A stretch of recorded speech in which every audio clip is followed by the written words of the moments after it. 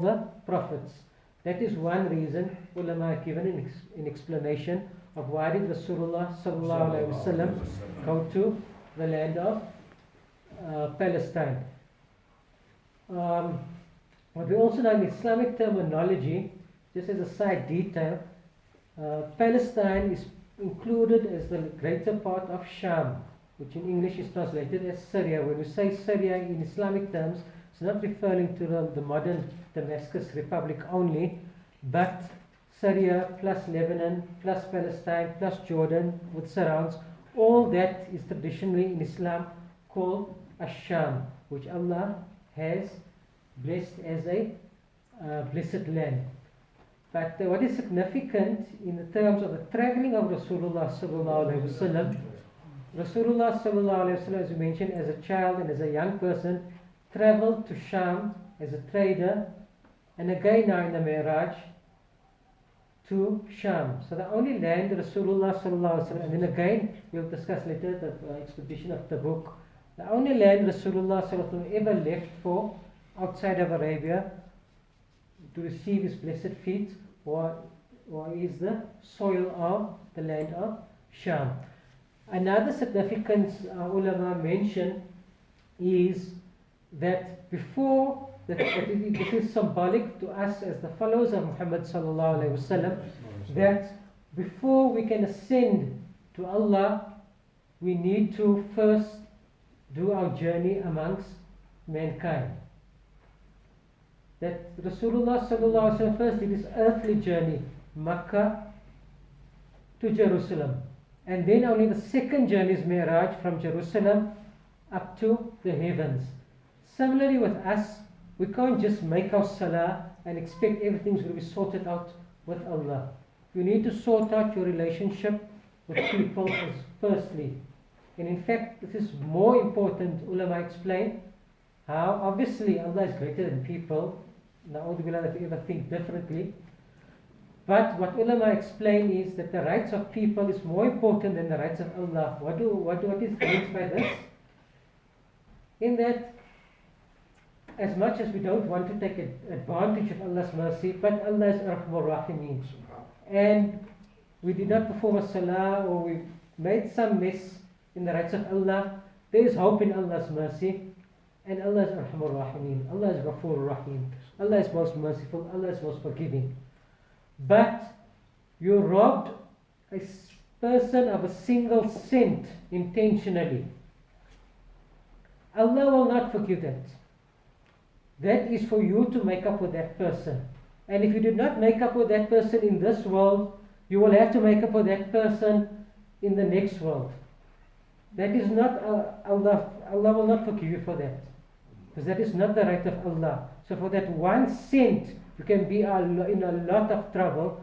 And this is what ulama explain, that the rights of people is a much more sensitive matter than the rights of Allah. I'm not saying, do not change my words, Allah is greater than all of us, but our rights are more sensitive than the rights of Allah. Rasūlullāh sallallahu alaihi wasallam ascends the various stages. Rasūlullāh sallallahu alaihi wasallam at each different stage is met by different Nabi, most notably Ibrahim alayhi salam, Isa alayhi salam, Adam alayhi salam, and very importantly Musa alayhi salam. Ultimately, Rasūlullāh sallallahu alaihi wasallam speaks directly to Allah subhanahu wa ta'ala, and the gift of Mi'rāj is what?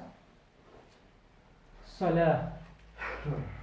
In Islam, whilst we do have a calendar, we do try and keep records of things, our ways of doing things is not birthdays, anniversaries, and date commemorations as such, and Valentine's Day, as Peter Pan has said.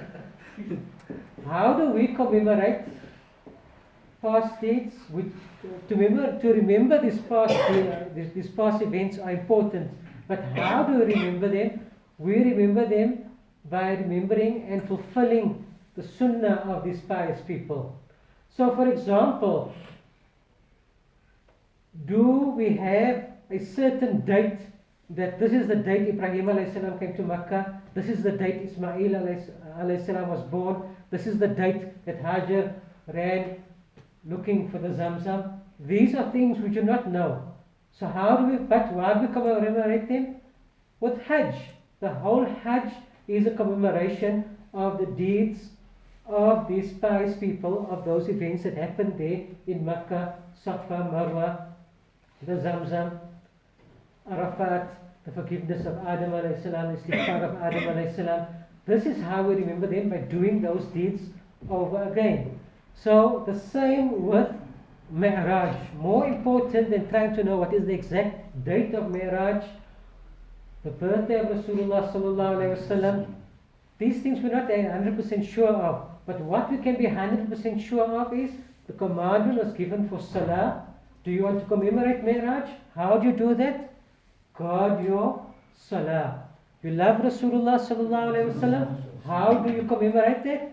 You fulfill the sunnah of Rasūlullāh sallallahu alayhi wasallam.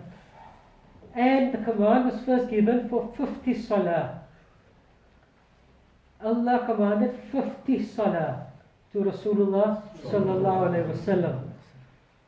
And as Rasūlullāh sallallahu alayhi wasallam descended, Musa alayhi salam asked, what occurred between you and your Rabb? And Rasūlullāh sallallahu alayhi wasallam said, 50 Ṣalāh was given. And you know, the Jews are supposed to pray 3 times a day. I don't know how many Jews we know, but if you know a Jew, find out how many of them actually pray this 3 times a day. Musa alayhi salam said, my people are given 3 times to pray and they could not fulfill that. Where will your people fulfill 50? Ask Allah to reduce. And like this, every time Rasūlullāh sallallahu alaihi wasallam went back up, and Allah reduced by 5 or by 10 until it became our 5 Ṣalāh. And then Musa alayhi salam still said, even that is too much. Your people will not do this 5 Ṣalāh. They will not guard the 5 Ṣalāh. Tell Allah to reduce even from 5. And so Rasūlullāh sallallahu alaihi wasallam said, I'm so shy. Allah is reducing 5, 10, and now it's already 5. If Allah must reduce further, Allah might cancel Ṣalāh completely.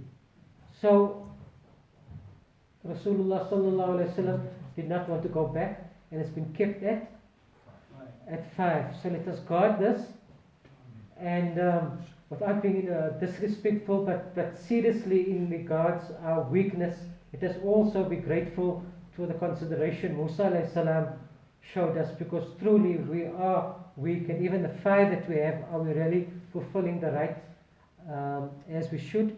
Rasūlullāh sallallahu alaihi wasallam descended. We know there were people couldn't believe this. Some people also had been Muslim. Even they said, no, I can't believe this. But at this occasion, Abu Bakr al-Anhu received his title as Siddiq. Whatever Rasūlullāh sallallahu alaihi wasallam says, I believe. Subhanallah, bihamdihi, subhanallah.